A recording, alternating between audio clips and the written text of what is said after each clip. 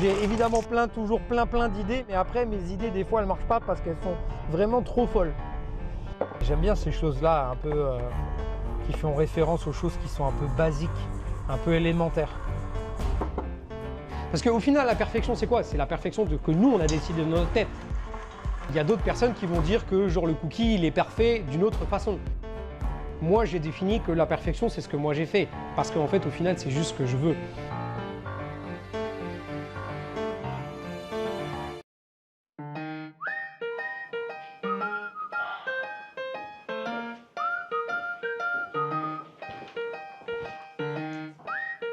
Ciao. Ciao. Hé, viens, je te montre un truc. Ça, c'est mon certificat. Je suis allé à une compétition au CIAL à Shanghai et on a gagné avec mon équipe. Ça me fait vraiment plaisir. Le Salon international de l'alimentation de Shanghai est l'un des 3 plus grands événements du secteur dans le monde. L'un de ses points forts est un concours culinaire international très suivi par les professionnels de haut niveau en Asie-Pacifique. Ces dernières années, chaque édition a rassemblé plus de 200 chefs chinois et étrangers. C'est la première fois que je participe à une compétition et je suis vraiment content d'avoir gagné, tu vois. Ici, les réseaux sociaux avec Vincent et Huffet qui s'occupent du magasin, qui vont s'occuper des réseaux sociaux, qui vont s'occuper des publications, etc. Donc en fait, je vais donner une description en français sur comment je sens, ce que j'ai envie de dire, etc. Et eux, ils vont aller regarder si c'est compréhensible pour les Chinois. C'est comme j'utilise le français pour décrire ce que j'ai envie de dire, des fois, la traduction, elle se fait mal, tu vois. Puis là, derrière, il y a le designer avec Weifeng qui est derrière, qui lui, principalement, Weifeng s'occupe principalement des vidéos. You just like start to put like video, like shipping. De la prise de vue à la post-production, Romain s'implique activement en apportant ses idées et aime échanger en profondeur avec l'équipe sur ses conceptions créatives. Music like a challenge, you know, like something like fight or something like this, no? Aujourd'hui, Romain est un chef français très populaire sur les réseaux sociaux en Chine. Il aime partager la préparation de divers plats créatifs et compte près d'1 million d'abonnés sur des plateformes comme Xiaohongshu, Bilibili et TikTok. Et voilà. Hop là. Je suis né en France, j'ai grandi en Lorraine, près de la frontière allemande et luxembourgeoise. Je me destinais, je pense, à la cuisine dès le début. À la base, je voulais être pâtissier, mais à l'époque, on ne pouvait pas être juste pâtissier, ou en tout cas, de ce que moi j'avais compris, la pâtisserie ne se séparait pas de la boulangerie. Or, à ce moment-là, j'avais absolument aucun intérêt pour la boulangerie, même si mon père est un ancien boulanger. Donc je suis parti sur la cuisine. Je suis vraiment tombé amoureux de mon métier avec le temps. Après 10 ans au Canada, j'étais un petit peu fatigué, j'avais envie de changement. J'ai postulé par hasard sur un poste de chef de cuisine, chef exécutif. Il s'avère que la place était localisée ici à Pékin. Après avoir postulé, même pas 2 mois après, j'ai déménagé en Chine. Et donc c'était il y a à peu près maintenant 8 ans. J'aime bien tout mélanger et faire du gros melting pot.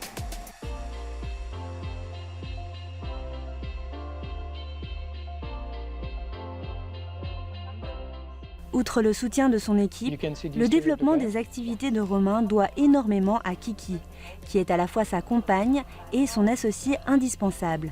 Ils ont fondé ensemble la marque Miam, spécialisée dans la production de cookies aux saveurs originales, commercialisées ponctuellement en ligne et sur les marchés. Et pourquoi on fait une marque de cookies? Moi j'adore les cookies et ça fait longtemps que je cherchais à avoir le temps de créer le cookie parfait, ou en tout cas ce que je considère comme étant parfait. Et la Chine m'en a donné l'opportunité en fait.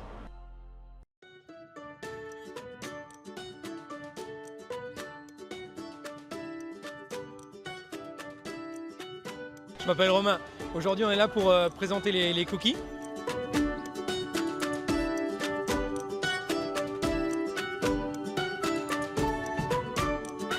En Chine et en Amérique du Nord, on apporte beaucoup plus d'importance à l'esthétisme qu'en France, parce qu'en France, c'est le produit d'abord. Ici, c'est l'esthétique d'abord. Ce qui fait du sens au final, puisque c'est d'abord ce qu'on voit, c'est d'abord avec les yeux. Donc voilà, j'ai fait des recherches, j'ai fait des essais, et j'en suis arrivé là-dessus. Donc je vais pousser un petit peu plus justement sur ce principe-là. Afin d'assurer le développement continu de la marque et de créer un espace de création plus spacieux et libre, Romain travaille activement à la mise en place de son propre atelier. Pour la conception de ce dernier, Romain a une vision bien à lui. Pour lui, la moindre étagère murale, sa hauteur, son emplacement et même son contenu comptent. Il souhaite que chaque détail soit méticuleusement pensé et parfaitement mis en œuvre. Ici, on va avoir un premier évier pour ce qui est un peu café et qui va aussi me servir comme un lave-main. À cet endroit-là, on va avoir la machine à laver. Donc une vraie machine à laver pour haute température, pour vraiment laver, désinfecter, dégraisser, ça c'est important. Ensuite, on va avoir un évier. Puis, la partie après, ça va être un four qu'on va avoir avec en dessous une cellule de refroidissement. Ça, c'est le visuel sur lequel on est en train de travailler pour la devanture du magasin, ou en fait du lab plutôt. En France, tu as beaucoup de bancs partout dans les parcs. Bah là, c'est pareil. Et c'est vraiment un peu le côté français d'avoir un banc et de se poser, tu vois. Tu vois, ce matin, j'ai envoyé un message sur nos groupes. On a envoyé la photo de la devanture du magasin. Et on leur a dit, qu'est-ce que vous en pensez? On a besoin d'avoir votre opinion. Dites-nous ce que vous en pensez. Et on a des gens qui donnent des bonnes idées d'ailleurs. Il y a même des gens qui parlent très bien français. Et tu vois, là, il est dit, ah tiens, le bleu, blanc, rouge, tout ça. Là, la personne là, par exemple, tu vois, je trouve que ce commentaire-là, il est très bien. Ça, par exemple, on va discuter avec le designer, je vais dire, hé, parce que ça, c'est une bonne idée. Pour le moment, comme on n'avait pas le lab qui était disponible, les cookies, ils étaient disponibles que quand moi j'avais le temps et quand en fait je pouvais me rendre avec Aninini pour faire la cuisson et pour faire organiser les ventes. Parce qu'au final, un événement de vente, c'est à peu près 500 cookies qui sont vendus en quelques heures. Et pour la cuisson, le packaging et ensuite l'envoi, ça prend aussi beaucoup de temps. 6 heures, je suis à la pâtisserie chez Ninini. On cuit les cookies.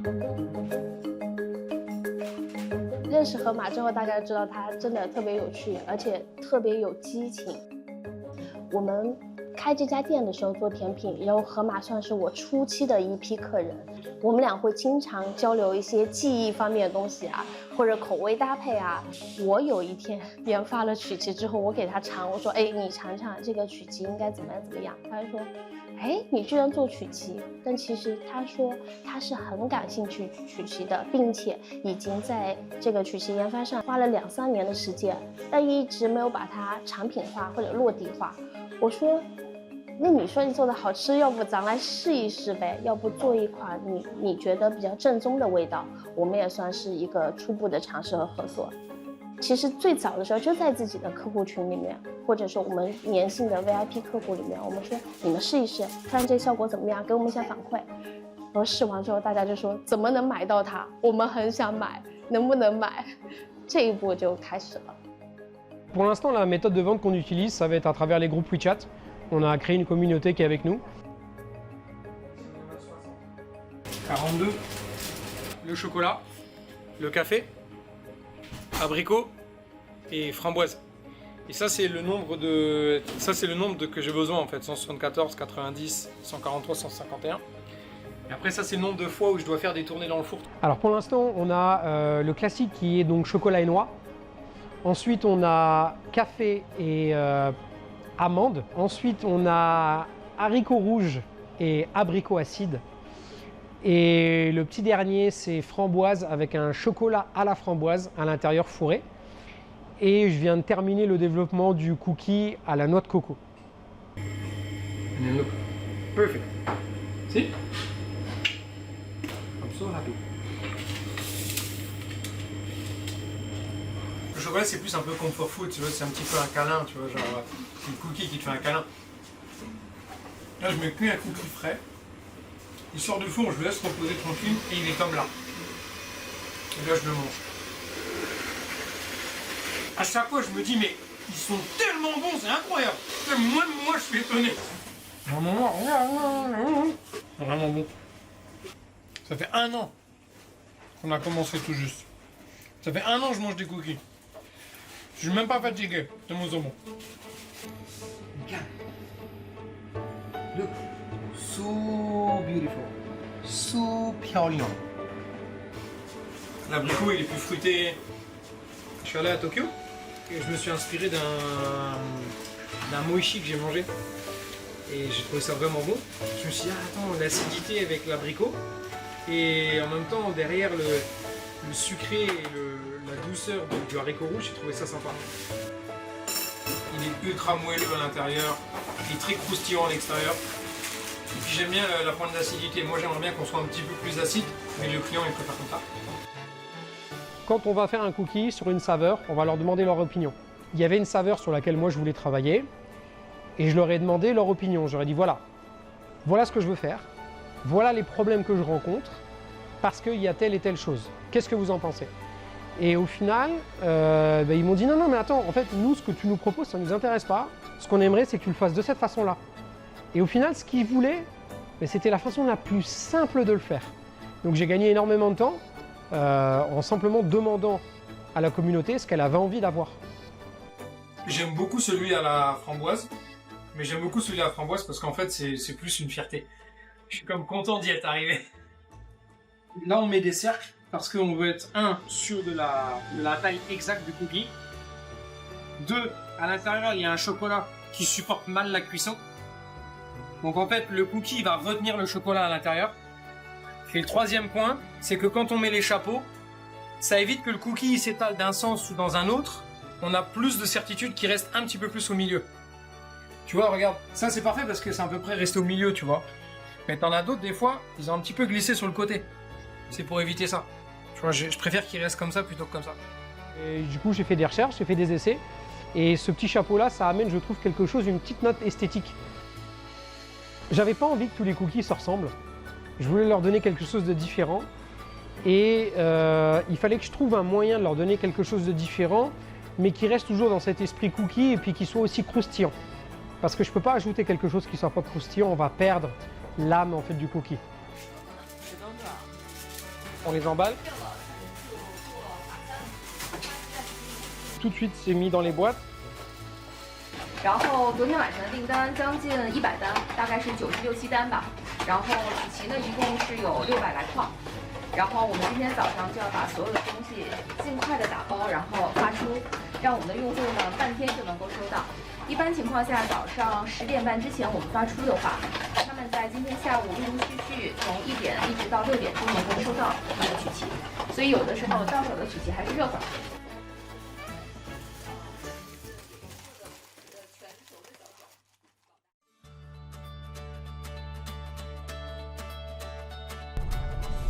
On va où? On va aller voir les châtaignes. Un de mes desserts français préférés, c'est le Mont Blanc. Depuis longtemps, en fait, j'avais envie de créer un cookie au marron, j'avais envie de créer un dessert au marron. On a rencontré les gens du district de Huayo. Là-bas, ils ont des châtaignes, ils ont plusieurs ingrédients et on a été les visiter. On s'est dit qu'on pourrait faire quelque chose avec ça, avec leurs produits justement, ce qui est très qualitatif en fait. Ils ont réussi à avoir un procédé de fabrication qui garde vraiment en fait la saveur de la châtaigne et du marron. Et donc je me suis dit, bah, écoute, on va créer quelque chose.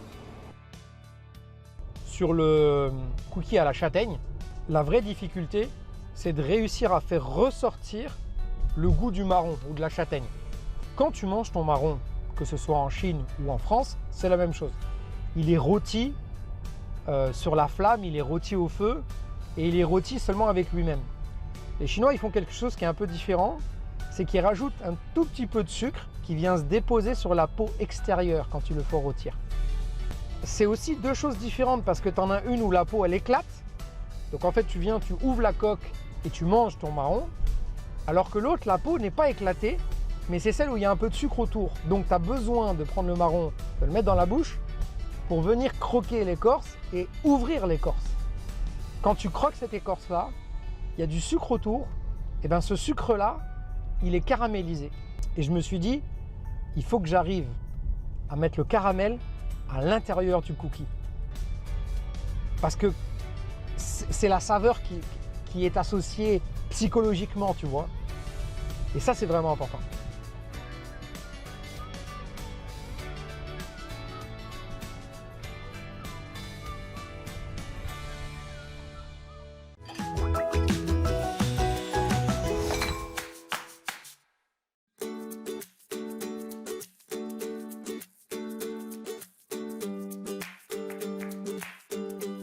Moi, j'ai ramené mes cookies aujourd'hui J'espère que vous allez les goûter et vous allez me dire ce que vous en pensez, d'accord? Dig. 第一个，当品评呀。有核桃，之后里面有一股特殊气味，很有特色，很有特色。我也喜欢这个味道，但是不知道是什么味道。 Ça, c'est purée de châtaigne, noix, châtaigne et poivre de Sichuan. 那个味道是花椒的味道。花椒的味道不错。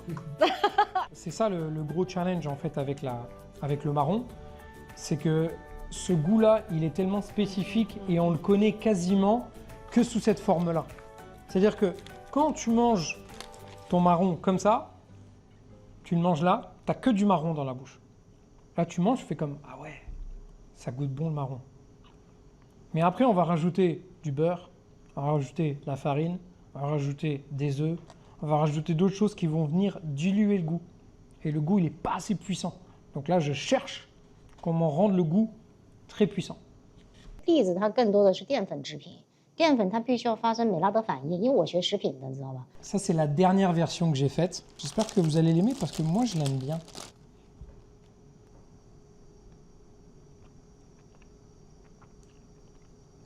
跟刚才的比较，比较喜欢那个外观。这个外观让感觉到，有一些看到一些实物啊，就是这个让人感觉到，就是很手工制作，很有这种质感的质量的感觉。 Celui-là, so this one is chestnut puree, caramel, chestnut, walnut, and miso. 那焦糖这个味道还是不错的，有烘烤味，让人感觉到更加的那个香气。哎呀，我没吃出味噌味来。是，我也没吃出来，我也没吃出来。现在关键点的一个关键点就是，我们既然是栗子的法式这个曲奇，就一定要能尽可能能吃到这个栗子的香气，要么就能吃到，要么就能看到。所以为什么我说一看到上面有那种大颗的栗子仁儿，你最起码我没有吃到，我能看到，它就是要突出它是这个产品的特色。草莓酱，酸味。这个酸味是什么带来的呢？山楂。山楂，这是山楂吗？这是山楂的。这么酸吗？ En fait, je les ai mis au four et je les ai cuits longtemps pour enlever l'eau du fruit, exactement comme vous faites ici. Et parce que sinon, en fait, à l'intérieur du cookie, ça ramène beaucoup trop d'eau. Et du coup, le cookie, il se tient pas, il s'étale et ça va pas du tout. 但是现在有山楂粉。Ah ouais? 山楂 powder。而且还有冻干山楂，就是 FD 的 That's why we're here today. 所谓冻干的，就是真空低温烘干的，水分很少。你可以拿个山楂过去之后，拿你的破壁机直接一破，你需要多大颗粒之后加进去，它是完全没水分的，水分含量估计也就是6%到8%。就是你烤干的山楂，它这还有什么问题呢？就是你表面上容易糊，之后里面呢它还是烤不干。烤不干之后，现在目前就是这种 FD 的山楂脱，它完全是把里外的山楂水全给你脱干净了，而且最可能保持山楂的原味就是 FD 山楂。我觉得现在我有3个想法，第一个栗子的肯定要做，但栗子的话，咱怎么把它香气提上来，同时让人感觉到又很有质感。另外一个就是山楂的，也非常好，因为山楂也是我们这边的一个销量，就是怎么产量非常大的一个食材啊。我觉得这款也能成为一个非常经典的爆款。另外蓝莓的其实也很好。蓝莓也是怀柔的产量非常大的一个农产品，我们现在蓝莓产品也在怀柔在申请这个地理性标志产品，所以我觉得这3款我们接下来我们可以再探讨。Aujourd'hui, j'ai reçu beaucoup de conseils, j'ai beaucoup appris. Maintenant, ce que je vais faire, c'est que je vais combiner tout ça.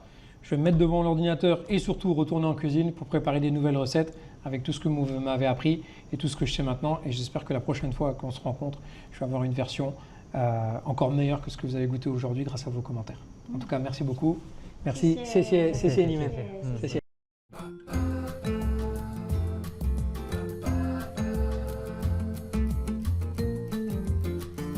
Le laboratoire de Romain a été aménagé comme prévu.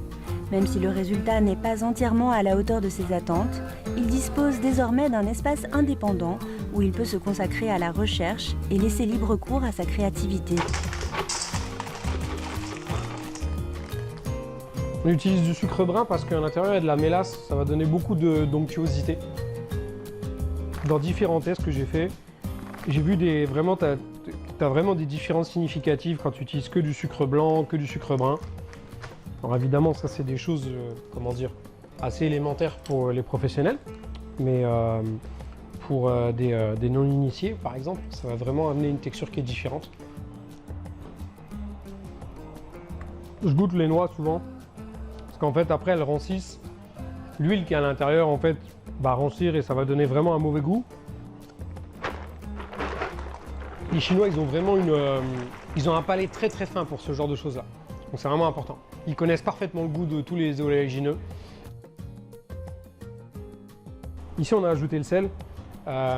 C'est important en fait, ça c'est ce que j'ai appris avec le palais chinois, de complexifier un petit peu les saveurs et de rajouter du sel pour venir contrebalancer la quantité de sucre. Contrairement à ce que beaucoup de gens pensent, le sucre dans un cookie ou dans un gâteau n'est pas là pour assaisonner, il est là pour texturer, ramène énormément de moelleux. Le sel vient contrebalancer en fait la quantité assez importante de sucre qu'on peut mettre à l'intérieur, mais dans le futur, j'aimerais remplacer complètement le sel par du miso. Ça va apporter un goût qui est un peu différent, ça va apporter de l'umami. J'aime bien le miso, ça donne un bon goût. Je l'ai utilisé récemment dans des crèmes, dans des glaces, et ça donne des bons résultats. Donc là, j'ajoute 2 agents levants. Ils réagissent pas de la même façon, ils font pas les mêmes effets. J'ai fait des essais pour voir en n'en mettant qu'un, et ça va pas. Et j'ajoute un peu de fécule de maïs. Le cookie est quand même assez sympathique avec les mesures. On peut se permettre éventuellement de mettre un peu plus, un peu moins, ça dépend, tu vois, c'est pas une science précise comme certains gâteaux peuvent l'être. Là, la raison pour laquelle j'utilise cette balance-là, c'est parce que comme les quantités sont relativement petites, si jamais, par exemple, sur 16 grammes, je rajoute 10 grammes, 10 grammes, c'est rien, mais tout de suite, en termes de pourcentage, on a complètement changé les ratios. Le beurre, on l'utilise froid, ça va nous donner un petit peu effet, comment dire, un peu crumble, comme ça. Donc on va aller mélanger en fait le beurre avec le sucre ou avec les sucres. On ne veut pas le mélanger trop fort parce qu'on ne veut pas que ça, ce qu'on appelle crémer, c'est-à-dire incorporer de l'air à l'intérieur et faire fondre le sucre. C'est important qu'une fois que j'ai terminé la pâte, quand je la goûte, je vais la goûter crue, il y a encore les cristaux de sucre à l'intérieur qui croquent sous la dent. Et voilà. Je vais rajouter la farine avec les autres éléments secs. Donc baking powder, baking soda, fécule de maïs. Maintenant on va le laisser, ça va faire un petit peu comme un crumble. Ça va rapporter une jolie texture en fait au cookie, quelque chose d'un peu plus croustillant. Voilà. Là, je vois que grosso modo toute la préparation a changé de couleur. Donc on va être prêt à rajouter les œufs à l'intérieur. Et puis tout de suite derrière on va rajouter toute la garniture, donc les noix et le chocolat. Ça y est, c'est bon, c'est fini. J'essaie de goûter toujours avec du chocolat, la noix en même temps. C'est bon, parfait. Une cuillère à crème glacée et ça nous aide à avoir quelque chose qui soit toujours consistant, qui a toujours la même taille, toujours le même poids. Puis ça nous aide à aller plus vite un petit peu. Pourquoi? Parce qu'au moment de la cuisson, la base va être saisie un peu comme dans une poêle et va définir quasiment dès le début le diamètre final du cookie et le développement qu'il va avoir pendant la cuisson. En fait, pour celui à la châtaigne, c'est celui pour lequel j'ai dû le faire le plus d'essais. Bien que j'ai fait des essais pour lui donner une forme de châtaigne, ça n'a pas fonctionné du tout, ou en tout cas pas selon mes critères. Mais j'ai une autre idée en fait qui risque d'être sympa. Il faut que je fasse des essais encore une fois. On n'a pas le choix si on veut arriver à un produit qui soit vraiment ultra qualitatif et parfait à la fin. Une fois que c'est terminé, il y a plusieurs façons de faire. Soit on peut les mettre au frigo comme ça pendant à peu près 24 heures, 48 heures, ou alors on peut les mettre directement au congélateur. Au niveau de la texture, on n'a pas vu d'énormes changements et de grosses différences.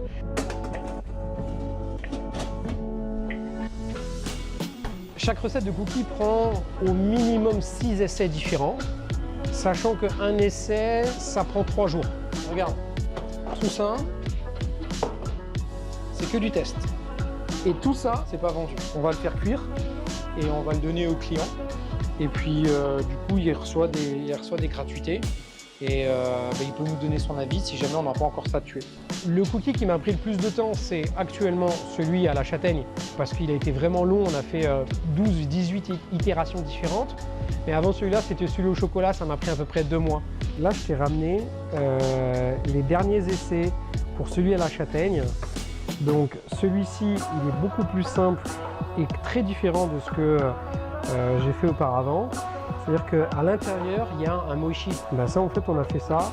Et ça, c'est la dernière version. Et a priori, c'est celle qu'on va conserver. Il me reste encore une des anciennes versions en fait, de la châtaigne. Ça, c'est châtaigne et bleuet ou myrtille. On a essayé.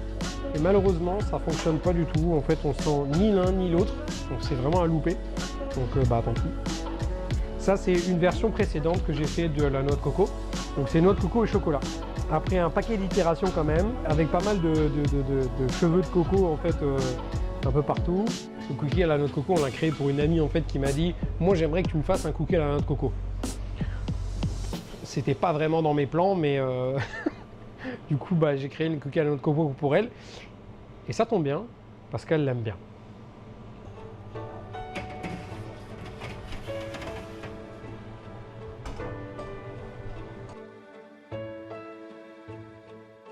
Et donc tu refroidis tout de suite très rapidement. Quand tu refroidis quelque chose beaucoup plus vite, les cristaux d'eau à l'intérieur, ils n'ont pas la même forme, la même texture.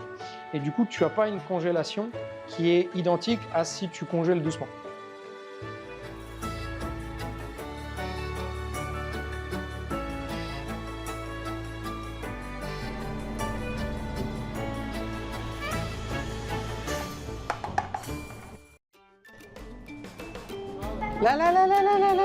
C'est elle qui voulait la noix de coco. Game.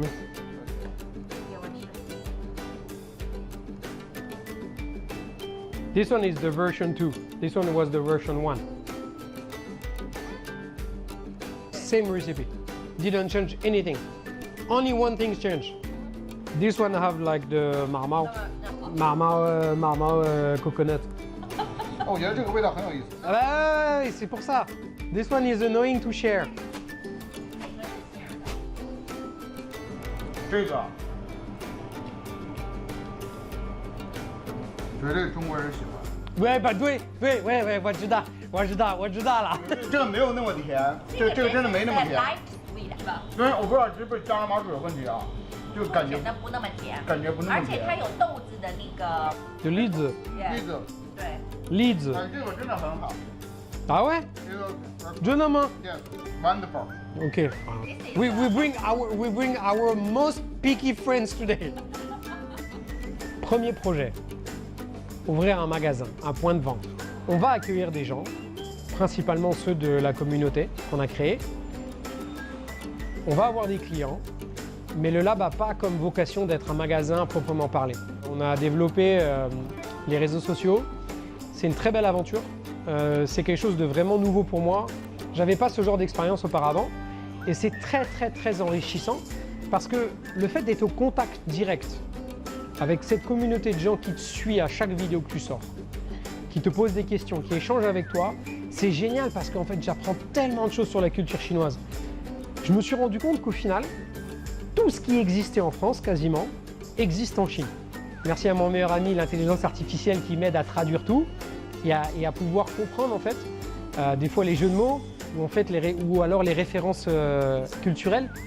Et ça permet vraiment d'apprendre la culture parce qu'il y a tellement de gens qui me laissent des messages et moi je réponds à tout le monde. Et vraiment, c'est incroyable en fait le nombre de choses que j'ai découvert grâce aux réseaux sociaux. On a une petite idée, on a un tout petit projet. Quelque chose avec un restaurant français peut-être, on verra. Mais c'est dans plusieurs années, on verra bien ça. En même temps, tout va très vite en Chine. Donc ça peut très bien être dans 1 an, je sais pas.